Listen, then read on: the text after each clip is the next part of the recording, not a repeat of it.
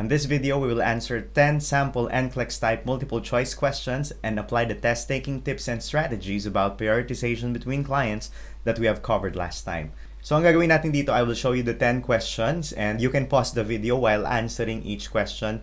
And then after that, we will answer all the questions. So this is question number 1.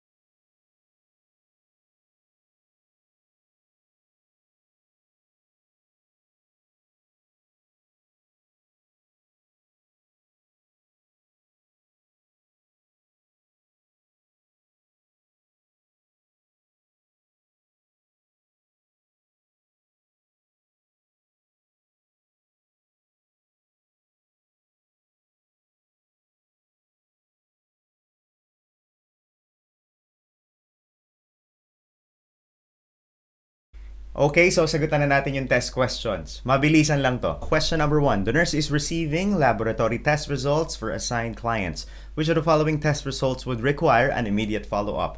Letter A, a decreased blood glucose level for a client with radiation enteritis who is receiving total parenteral nutrition. As we have discussed on our previous video, yung mga patient na may hypoglycemia or decreased blood glucose level should be considered as unstable and therefore they should be given a high priority. So letter A, let us put an asterisk on this as this can be a potential answer on this question. Letter B, a decreased CD4 cell count for a client with oral candidiasis and HIV who is receiving oral fluconazole. So decreased CD4 cell count is expected of a patient with HIV. It means that their immune system is already weakened by the virus. So this patient has developed fungal infection. And this patient on letter B is already receiving an antifungal treatment for this infection. So therefore, this patient is not a priority anymore. Letter C, an elevated HbA1c for a client with pneumonia and type 2 diabetes mellitus who is receiving IV levofloxacin. So elevated HbA1c, do we expect that on a patient with type 2 diabetes? Yes.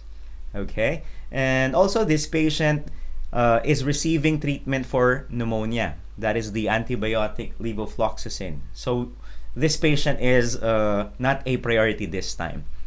How about letter D? An elevated WBC count for a client with primary adrenal insufficiency who is receiving oral methylprednisolone. So this patient is already receiving treatment for adrenal insufficiency, which is the methylprednisolone. And the long-term use of corticosteroids is what is causing the elevation in the white blood cell count of the patient, otherwise known as your leukocytosis. So the best answer on number 1 is letter A. A decreased blood glucose level for a client with radiation enteritis who is receiving total parenteral nutrition. Now, total parenteral nutrition, otherwise known as your TPN, is the IV infusion of nutrients given when the client cannot tolerate enteral nutrition or if enteral nutrition is contraindicated to the client. For patients who are receiving TPN, usually glucose level should be maintained at a prescribed range. For example, 8.7 to 10 millimoles per liter. Now, hypoglycemia is having a low blood sugar level, which is less than 4 millimoles per liter or less than 70 milligrams per deciliter. Now, the patient on letter A requires prompt treatment with supplemental glucose or IV dextrose to prevent life-threatening complications such as seizures or coma. The common causes of hypoglycemia in patients who are receiving TPN are interruption or slowed TPN, insufficient insufficient dextrose in the IV formula, or excessive insulin administration. Now let's go to question number 2.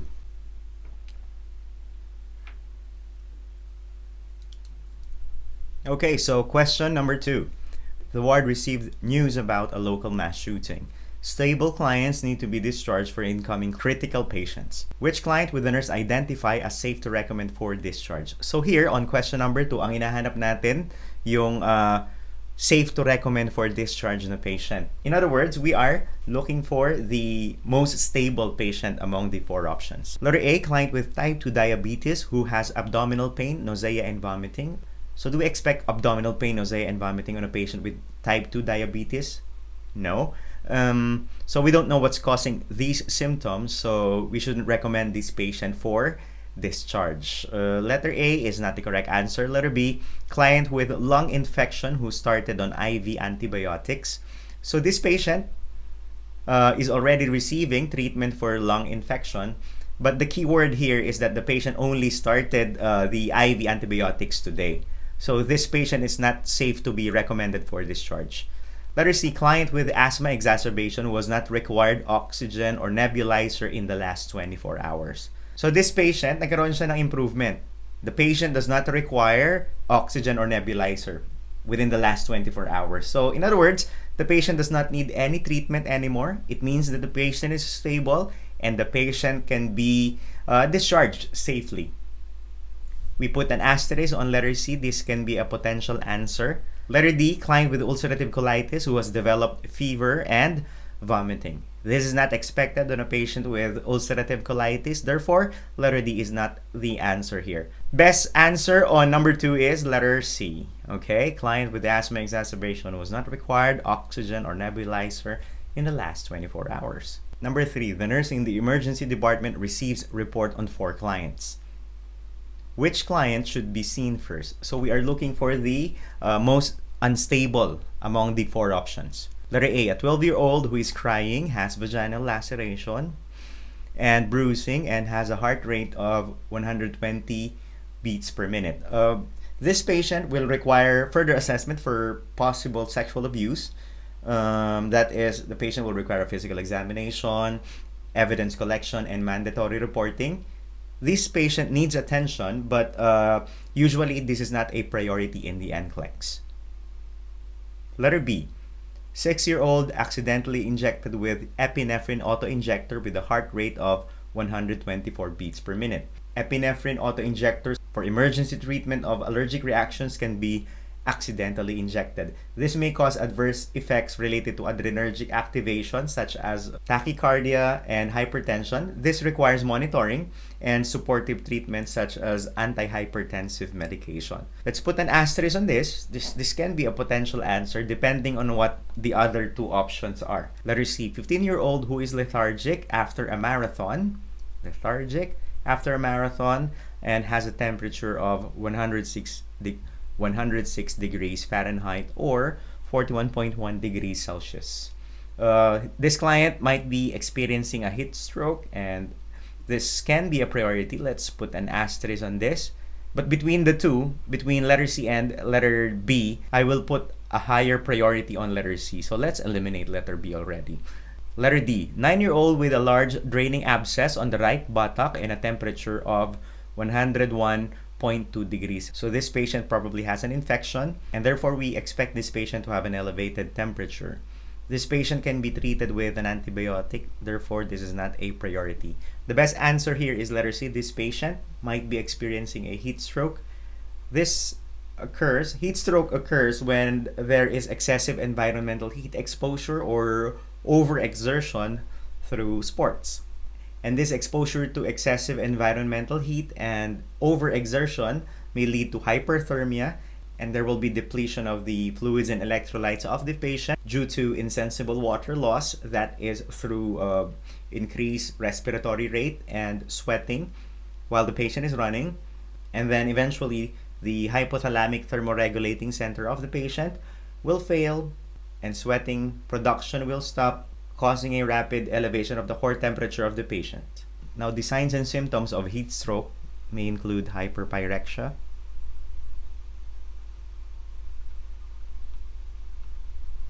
hot and dry skin, hemodynamic instability such as unstable blood pressure,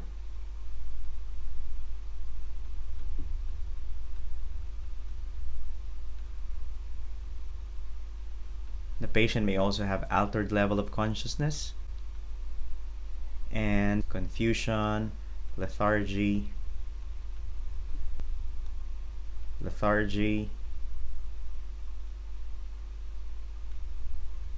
or comatose. Without treatment, heat stroke can lead to permanent neurological damage or even death. So therefore, patients who are experiencing a heat stroke should be given rapid cooling interventions such as cool water immersion or cool IV fluid infusion.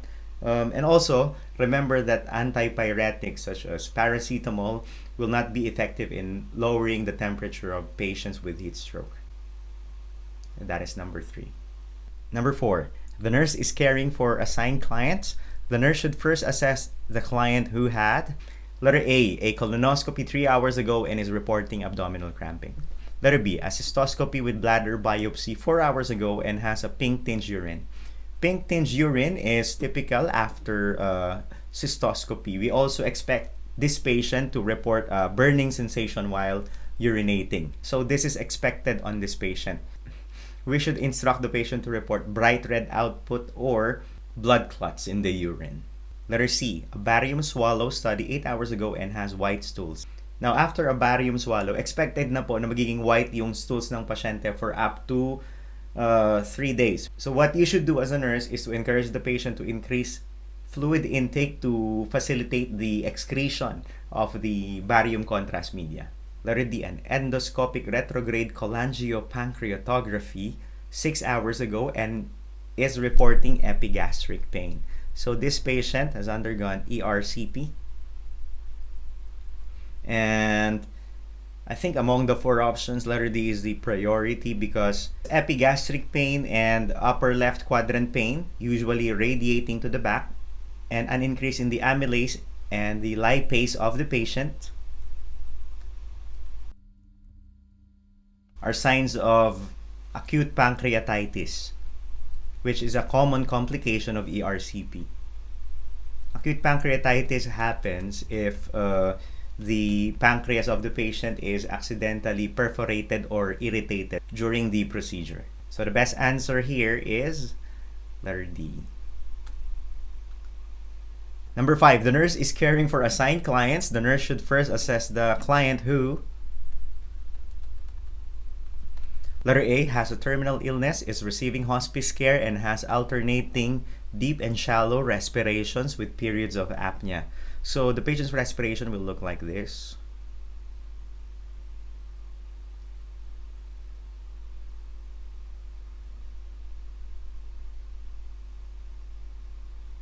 And that is what we call Cheyne-Stokes respiration. An irregular breathing pattern that is common at the end of life. So that is expected of patient letter A. Letter B, has moderate anemia, a pulse of 110 beats per minute, and is reporting shortness of breath after walking from the toilet. Patients with moderate anemia, obviously, the patient's blood will have a decreased oxygen carrying capacity. So therefore, patients with moderate anemia will usually have activity intolerance. Letter B is expected of this patient. Letter B is wrong, not the correct answer here. Letter C had a surgery 16 hours ago with a blood pressure of 85 to 60 and a pulse rate of 120 beats per minute. So you have to remember that patients who had a surgery within the first 12 to 24 hours are at high risk for hemorrhage. And patient letter C is obviously showing signs and symptoms of an active bleeding. So we should prioritize this patient. Let us put an asterisk. This is a potential answer on the question because if this is not treated, it can lead to hypovolemic shock, which is deadly. Letter D, has diabetic ketoacidosis and receiving IV insulin and has deep rapid respirations. This is Cosmos breathing, which is common among patients with acidosis. This is a compensatory mechanism of the body para i-blow off yung excess carbon dioxide ng patient. Common ito sa mga pasyenteng may metabolic acidosis. So, ang best answer dito sa number 5 ay letter C. Number 6, which client should the nurse assess first after receiving the change of shift report? Letter A, client peripherally inserted a central catheter yesterday and who has a 5 cm or 2 inches increase in external catheter. So, nagkaroon ng increase yung external catheter ng pasyente. May bago sa assessment dun sa pasyente. And as we've discussed previously on our last video, kapag may bago or may new onset ng symptom, may bagong assessment sa pasyente, we should consider that patient as a priority. So, let's put an asterisk on letter A. This is a potential answer. Letter B, client 2 days post-operative exploratory abdominal laparotomy who has a nasogastric tube. This patient, we expect this patient to have an NGT. This is to decompress the patient's stomach, and also because of the surgery, the patient is expected to have a paralytic ileus within the first 24 to 72 hours. So this patient is not a priority. Expected yung mga nangyayari sa pasyente na to. Letter C, client with chronic diarrhea from malabsorption syndrome who is receiving 10% dextrose in water via peripheral IV line. So, since the patient cannot digest or absorb any nutrients via the GI tract, the patient can be given nutrition parenterally. So, letter C is not a priority. Letter D, client with type 2 diabetes who is scheduled for discharge. Keyword, scheduled for discharge. It means that the patient is stable, therefore the patient is not a priority and has a HbA1c level of 9%. And as we've mentioned earlier, elevation of the HbA1c is expected of patients with diabetes. So letter D is not the correct answer here. Best answer here is letter A.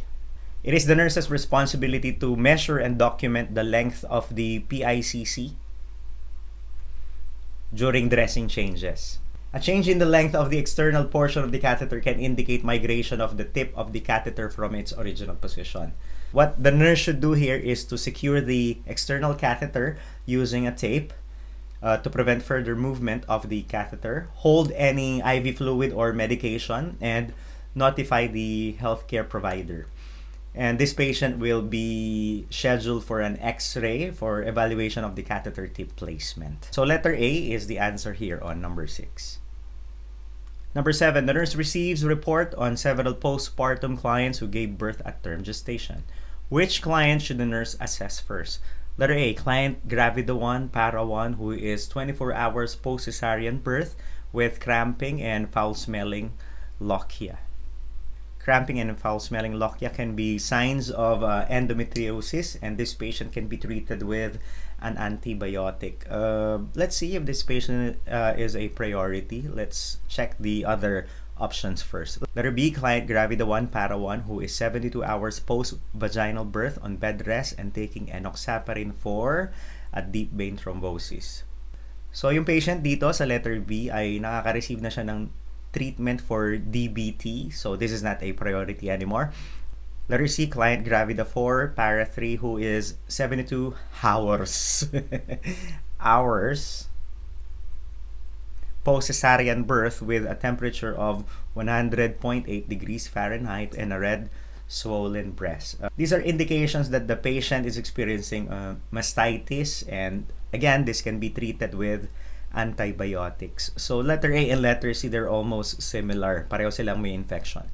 Letter D, client gravida 5, para 5, who is 12 hours post-vaginal birth and saturating perineal pads every hour for the last 2 hours with lochia rubra. Letter D, this is indicative of hemorrhage, which can occur immediately after expulsion of the placenta or in the hours to days following the birth. So obviously, letter D is the answer here on number 7. So number 8, multiple clients arrive at the emergency department. Which client should the triage nurse prioritize for the healthcare provider to see first? Letter A, client at 24 weeks gestation showing no signs of labor with cough productive of yellow phlegm. So this patient might be experiencing an upper respiratory tract infection, but there's no sign of being unstable here. I don't think letter A is the answer. Letter B, client with dementia arriving with new onset restlessness and confusion. Keywords, new onset. So, test-taking strategy, kapag may bagong symptoms yung pasyente, kadalasan priority yan. Let's put an asterisk on letter B. Letter C, client with epilepsy who had a seizure earlier but is now alert and oriented. So ito, nagbibigay na ng clue yung option, no? Now alert and oriented. Okay? So it means that the patient is stable. They're giving us a clear indication that the patient is stable here. Letter D, client with newly deformed forearm with normal circulation and sensation. Patient is stable, normal circulation and sensation.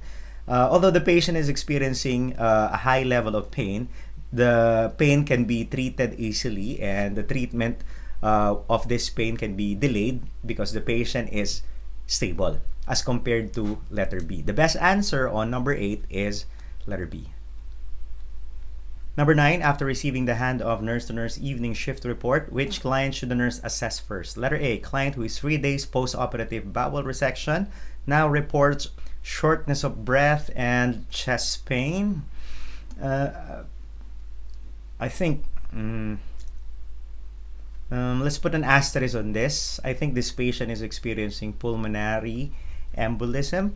Letter B, client who is 3 days post-operative left knee surgery now reported to have fever, cough, and shortness of breath. Letter B, I think signs of these are signs of infection, maybe lung infection. Let's say lung infection.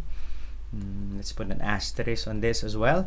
Letter C, client who was transferred from the post-anesthesia care unit or the PACU.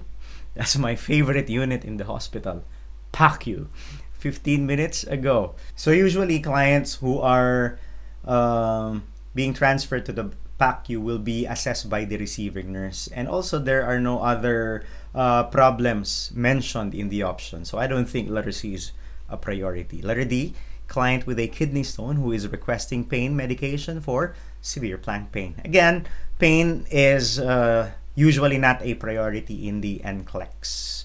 So we're now left with A and letter B. Although pneumonia should be assessed and treated ASAP, it is not as life-threatening as pulmonary embolism.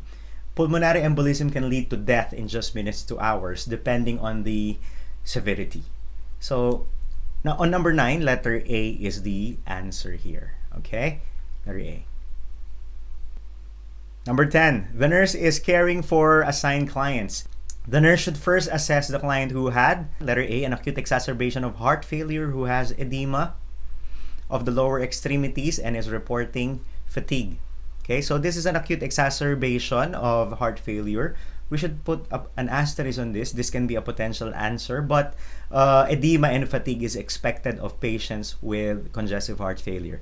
Letter B, an acute exacerbation of asthma who has accessory muscle use and a sudden decrease in wheezing. All right, so I think this is more of a priority than letter A. Let us eliminate letter A already. Letter C, chronic kidney disease who has crackles bilaterally and is scheduled for hemodialysis in 2 hours. So for letter C, we expect crackles on this patient because of the fluid overload. But the patient is already scheduled for a hemodialysis in 2 hours, so we should not consider this patient as a priority anymore. Letter D, cellulitis of the right foot who received IV hydromorphone 1 hour ago and is reporting pain rated 8 on a scale of 0 to 10. So mataas yung pain level niya pero naka-receive na siya ng pain treatment. This patient can be reassessed and given more treatment if needed. Okay, so letter D is not a priority anymore.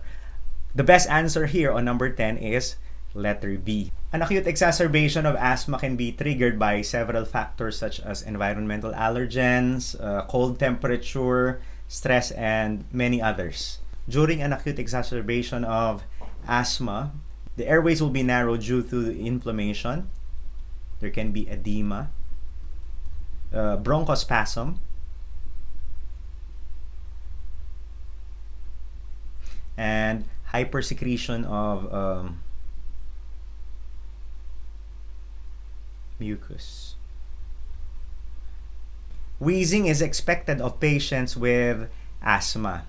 However, if the wheezing suddenly disappeared, this means that the patient is experiencing a silent lung.